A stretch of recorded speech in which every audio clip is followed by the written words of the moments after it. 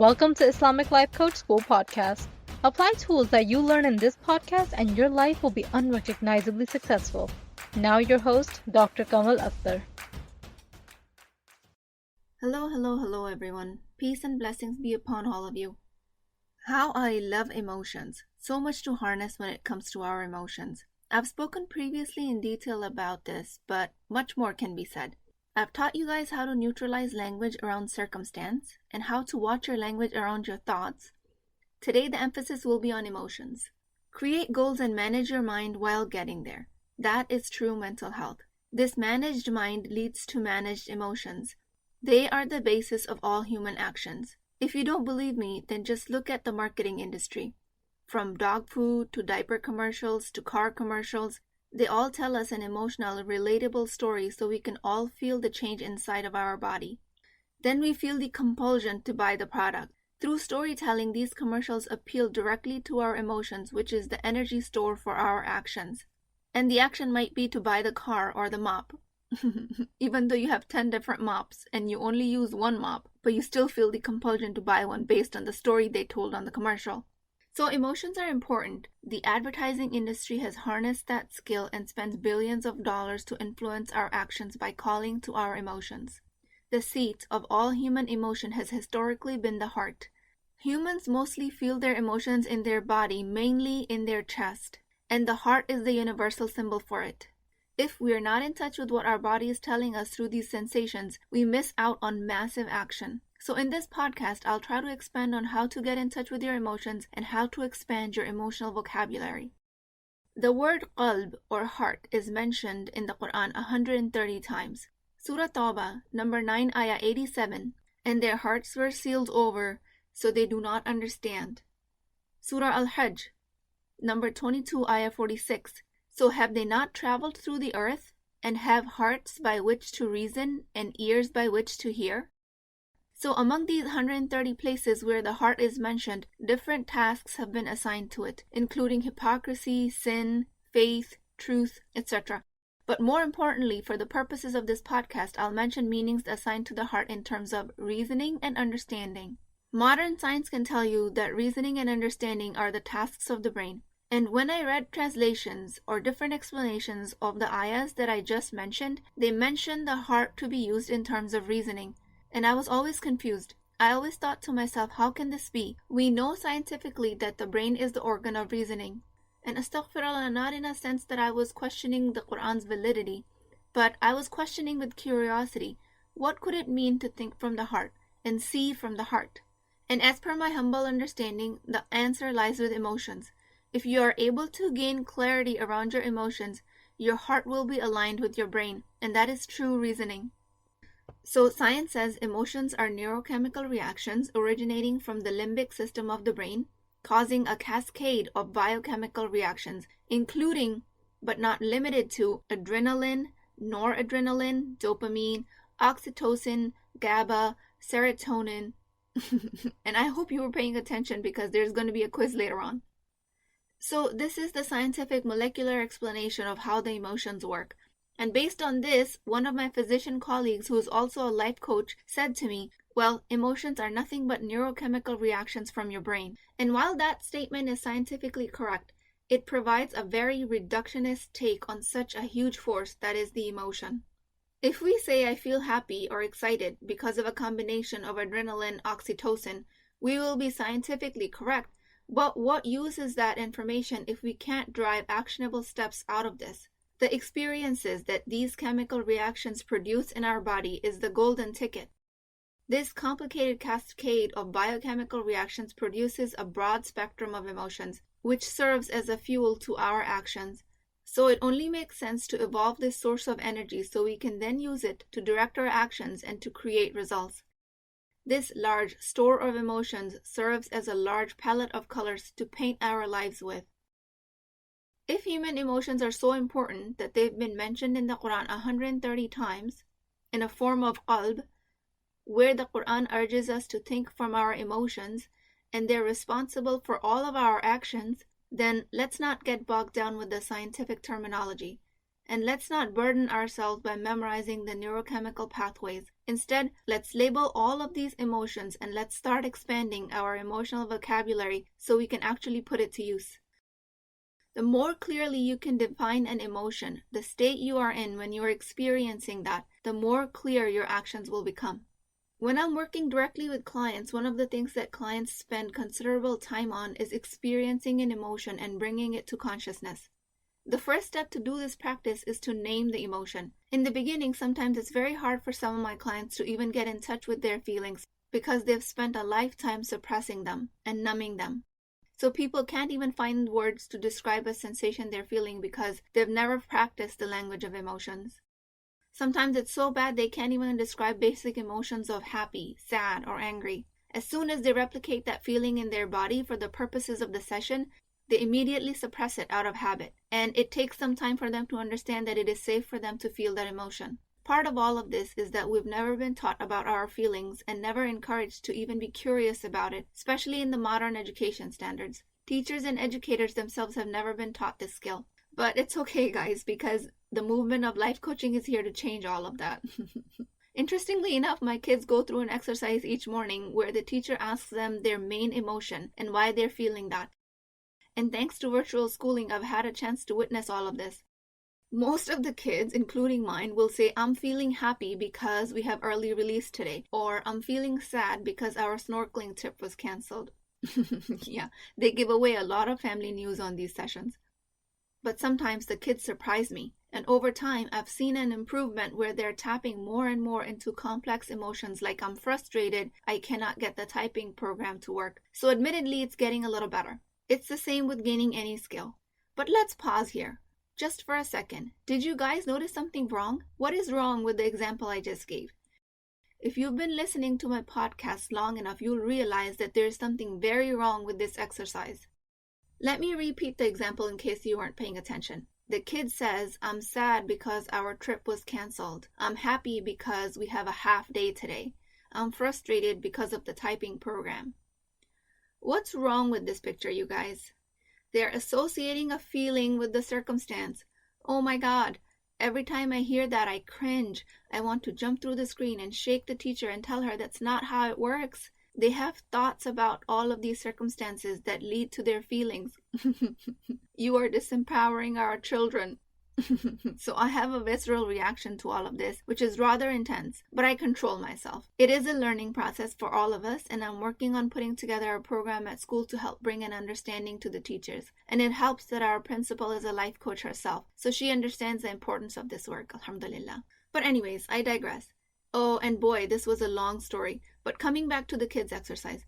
Kids practice staying in touch with their emotions. That's the moral of the story. And as adults, we could be doing the same if we are to expand what we create our lives with. We need to be learning more vocabulary around emotions and how to be experiencing the sensation in our body that come with each emotion. There is little to no education on how actually to experience the emotion. How we label an emotion, meaning the language you give to an emotion, has a direct effect on how we experience that emotion, which is a sensation. It is an extremely important process if we want to take our lives to the next level. When you say, I am mad, what is it that you're actually feeling? Is it anger? Is it rage? Is it irritation? And if it's any of the other things, what is the difference between all of them? The more you can specify, the more clarity you gain. So splitting hair when it comes to emotions is one of the few times when it's actually useful. You will see that once you're able to apply more specific language to your emotions, your experience of that emotion will change. So it's very important how we label it. If we give ourselves an emotion of happiness, that I want to feel happy, we've limited ourselves in generating actions. What about motivation, cheerful, joy, excited?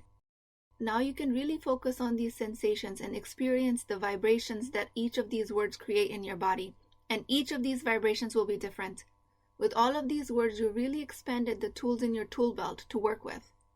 Authors and storytellers use exactly this skill to create an engaging, colorful story. Have you ever read a book that completely captivated you? Happens to me all the time because the author is using language of emotions to engage the reader, and we can do the same when it comes to writing the story of our life. By the way, one of the books that I cried my eyes out on was When Breath Becomes Air by Paul Kalanithi, An amazing book, but please have a box of tissues next to you when you decide to read it. That's my public service announcement for the day. You'll thank me later. So let's continue to expand our vocabulary of emotions. Certain, hopeful, determined, motivated. Which of these will help you create the result and take actions? Gratitude, patience, reverence, respect, fear, exasperation. I came across fascinating work by Dr. Nathalie Martinick. She's a PhD with emphasis on narcissism. Her Instagram handle is assertive.coach if anyone's interested, and one of her teaching is that there's no such thing as a negative emotion. So when I came across this notion, I was just shocked. How is that even possible? No such thing as a negative emotion? So with some more investigation, I figured out the premise behind it, and it blew my mind. What she is saying is that there's no such thing as a negative emotion, anger, sad, frustration, because it just happens that through family and social dynamics where adults don't know how to handle their own emotions, when the children are experiencing a difficult sensation, the adults become uncomfortable themselves. And they quickly want to change the situation. They give a lollipop, they promise a toy, or if you're really angry and irate, they send you in timeout. All of this is so that the child would stop acting out from their emotions. All of this is happening when adults are trying to subconsciously avoid the discomfort that comes with the child's emotion. So how fascinating is this? No such thing as a difficult emotion. Only the difficulty has been socialized into us related to these vibrations because the adults around us have not been comfortable. Negative emotions are a conditioned response. I find it so fascinating. Well, actually, all emotions are a conditioned response if you think about it, but we don't escape these positive vibrations. So the problem really becomes when we are never taught that negative vibrations are a part of experience of life as well. All emotions are vibrations and sensations in our body from a combination of chemical reactions. We call some of them negative through the language because we are not taught how to handle some of these sensations over others. So from early on, we are programmed not to feel the negative emotion because no one knows how to process it. What if we just embraced the child for having whatever experience they're having? What if we treated all vibrations and emotions as an alert system so it can notify us to pay attention to whatever else is happening in our body, rather than something to suppress? With this understanding, the emotion just becomes a label or a notification system of the body to move towards or away from an experience. I thought that this work was very deep. I hope you guys got some value out of it too. So you're okay to feel any emotion, even if it's labeled as negative, because all emotions are like a knock on the door to pay attention to your experience. And this is a beautiful design, alhamdulillah. You can learn and unlearn any emotion. You did that as a child subconsciously, and you can do it as an adult through your thoughts with conscious effort and awareness. How about other emotions like peaceful, pleasure, exuberant? What is the difference between all of these? Take it into a deeper study of yourself. What about appreciation, gratitude? How are they different for you? Call to action here is that next time someone asks you how you're feeling, instead of a knee-jerk response, I'm fine, be curious about how you're exactly feeling. That will be a teaching moment. Take some lessons from it.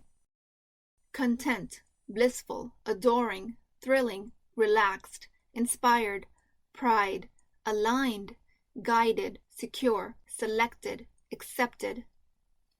There is a book called Dictionary of Emotion by Patrick Ryan. Give it a read if you have a chance, or just Google terms relating to your feelings and see what fits best. This is in line with a concept I teach about thought and feeling shopping. It's like going to a dressing room and trying on different emotions and see what fits your experience best. Once you find what emotion fits your current reality the best, it brings you to a higher level of clarity and awareness.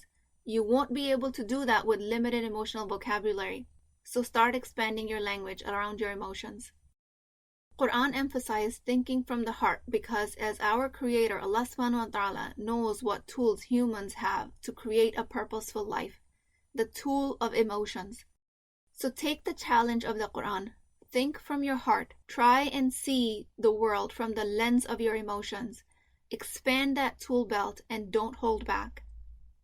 Courageous, bodacious, blooming, bold, guided, respectful, self-esteemed, reliant, understanding, intrigued, loving, boastful, tempered, confidence, self-confidence. Don't just go with find and busy the next time you're asked how you're feeling. Paint your life with a spectrum of emotions. That's the language of our body. That's Allah's design. Be in service of Allah subhanahu wa ta'ala just by paying attention to your emotions. Oh my God, how beautiful is this? Can you guys see it? It blows my mind. Dr. Abdullah Rahman says that thoughts are a tip of the iceberg. The body of the iceberg is the emotions. We have control over our thoughts. Those are the breadcrumbs that lead us to the energy store of emotions. Since we have control over our thoughts, we have control over this large, massive body of energy to propel us into action. Okay, I might have said the same thing about 100 times. But to me, it can be repeated 100 more times, whatever it takes to help me understand this process. Honored, glorified, fortified, free, chosen. What does that bring up for you? Resilient, fun, heroic, funny. Try all of them and be aware of anything that's available to you to utilize. It is not about all positive or negative emotions. It is about choosing an emotion that serves you best in a situation. Choosing deliberately, consciously, on purpose, and with awareness. You do that through your thoughts. Choose grief, sorrowful, regret, even guilt, or healthy anger when it is appropriate. And please even choose fear when it comes to being afraid of Allah's punishment. That is a healthy emotion. I pray that all of these emotions are available to us through our conscious mind so we can be in constant service and submission to Allah. I pray to Allah subhanahu wa ta'ala that He makes this work easy for us and that we can learn to separate ourselves from our societal programming and conditioning and instead use the treasure of these emotions to gain the highest purpose in our life, which is to be in constant submission to Allah. I will talk to you guys next time. If you're interested in getting coached by me, I'm offering a very affordable opportunity to do that with Wisdom Wednesdays. This is not a course, not a lecture. This is an opportunity for live coaching, real change with Islamic adab and etiquette. You do not need more information. You actually need a space to create change. At $19.99 a month, which is the price of takeout dinner, you as a Muslim woman will create confidence, intimacy, and connection without shame or fear of judgment, because your privacy is my highest priority. So join at www.islamiclifecoachschool.com, resources, Wisdom Wednesdays. I'll see you inside, inshallah.